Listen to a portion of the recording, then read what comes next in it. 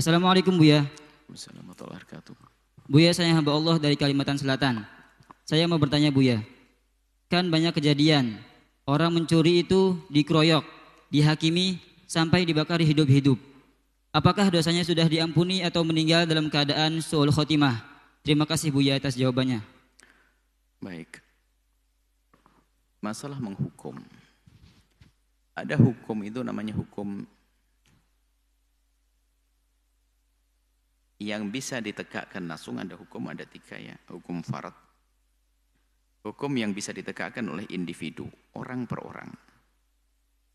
Maka hendaknya kita fokus kepada hukum ini. Salat, zakat, puasa dan yang lainnya. Ada nanti yang kedua adalah hukum qadha. Ini yang menjalankan adalah hakim, mahkamah untuk memutuskannya. Kita berusaha kalau ada masalah, misalnya persengketaan tanah dan sebagainya, maka hakim yang berbuat. Nggak bisa diselesaikan di sana. Ada lagi hukum imamah yang bisa menerapkan hanya imam atau yang mewakilinya, termasuk hudud penghukuman. Ini adilnya, indahnya dalam Islam. Maka kasus pencurian dan sebagainya itu yang menghukum adalah hanya imam atau yang mewakilinya. Maksudnya adalah yang berwajib. Tidak boleh diserahkan kepada siapapun. Karena kalau yang menangani yang berwajib, tentunya ini berwajib, ini ada berwajib yang benar. Artinya betul-betul menjalankan tugasnya yang dengan benar. Sebab kalau ditangani yang berwajib nanti, akan sangat kecil kemungkinan salah tangkap, salah hukum. Sebab kalau dibebaskan yang menghukumi adalah individu, sehingga emosi orang berbeda-beda, cukup dengan curiga langsung dianggap sebagai kejahatan yang sesungguhnya, langsung dihantam, dibakar, dipukul, bahaya. Tapi kalau dari pihak yang berwajib lah ini, makanya yang berwajib ini harus benar-benar berperan. Artinya di saat mendapatkan laporan, toh ini mencuri, langsung ditangkap dan diproses, dilacak sampai terbukti. Sebab orang dikira mencuri belum tentu mencuri. Bisa jadi orang lain yang menitipkan di tempat tersebut karena nakal. Kan kisah pada zaman Nabi. Zaman Nabi tentang seorang muslim yang nakal. Pengen jerumuskan orang Yahudi. Lihat, orang muslim nakal. Mengambil sesuatu, barangnya ditempatkan di orang Yahudi. Lalu dikatakan Yahudi yang mencuri. Coba. Barangnya di tempat Yahudi. Otomatis orang Yahudi kan mau dihantam di situ. Tapi keadilan Islam enggak begitu. Dilihat tanda-tandanya seperti apa, terbukti. Rupanya Yahudi tidak mengambil. Muslim yang mengambil diletakkan di situ. Dihukum orang muslimnya. Coba, itu adil Islam. Bukan mentang-mentang Yahudi langsung harus dihukum. Enggak. Jadi siapa yang sesungguhnya? Jadi hal yang semacam ini mungkin saja terjadi. Bukan mencuri, tapi telah dijebak agar dianggap sebagai pencuri lalu dihukum. Bisa jadi semacam itu. Makanya hukuman-hukuman hudud, haddus sariqati, haddul qatl, haddul zina dan sebagainya, itu hukum-hukum itu yang menegakkan adalah pemerintah. Kita mengusulkan. Kita menangkap orang tersebut, kita serahkan yang berwajib biar diurusi. Maka kami himbau dari yang berwajib, pemerintah pun harus serius dong menjalankan tugasnya. Jangan seenak ibadahnya, harus serius semuanya. Baik. Jadi jangan tidak dibebaskan siapapun.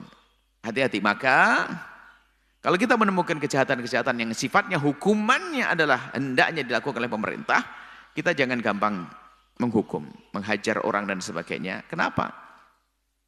Takut salah.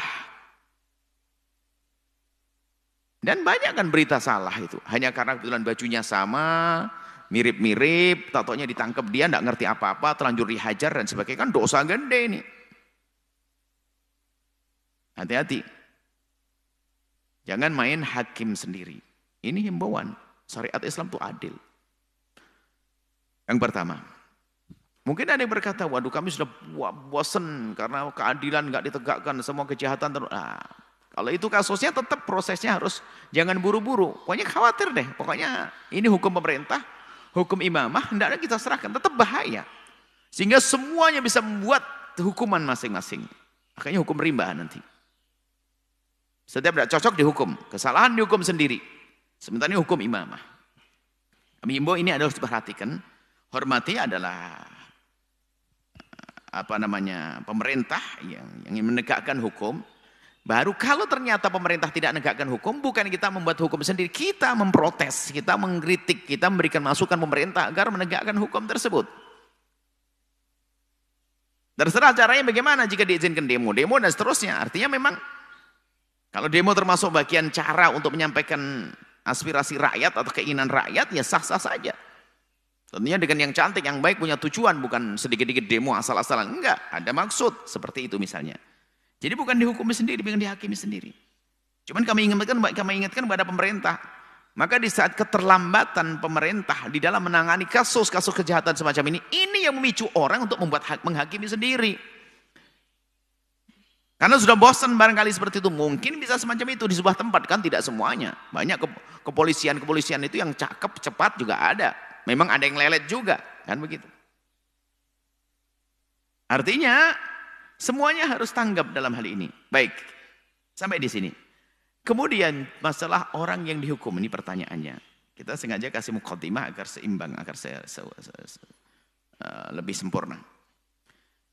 Siapapun yang dihukum di dunia sesuai dengan aturannya, apalagi lebih, maka sesungguhnya dia tidak akan lagi dihukum di akhirat. Subhanallah. Seorang mencuri dia. Pencuri kan dipotong tangannya kalau sudah terbukti benar. Dibakar dia. Bukan sekedar dipotong tangannya, dibakar, dihukum lebih. Maka ketahuilah dia tidak akan lagi dihukum oleh Allah di akhirat. Pantang Allah menghukum 2 kali. Bukan mati sangit, bukan mati su'ul khotimah, enggak. Asal dia ahli iman. Dia dihukum seperti itu. Termasuk orang yang dihukum rajam saat berzina. Ada pada zaman Nabi orang dihukum rajam karena berzina. Sahabat Nabi tertawa, ada yang menertawa ngejek. Mati dalam keadaan dirajam karena zina. Nabi marah. Nabi berkata, kalau seandainya ditimbang kebaikan tobatnya orang ini dengan amalnya ahli Madinah, niscaya lebih unggul ini. Tobat. Maka kalau sudah dihukum di dunia, itu kalau memang sesuai dengan syariat, maka hapus dosa akhiratnya. Nggak ada lagi. Kalau kurang, misalnya kan harus potong tangan, kan begitu. Karena mencuri misalnya hanya di penjara, ya dikurangi dong dosanya. Karena sudah di penjara dikurangi. Allah pantang menghukum 2 kali seperti itu.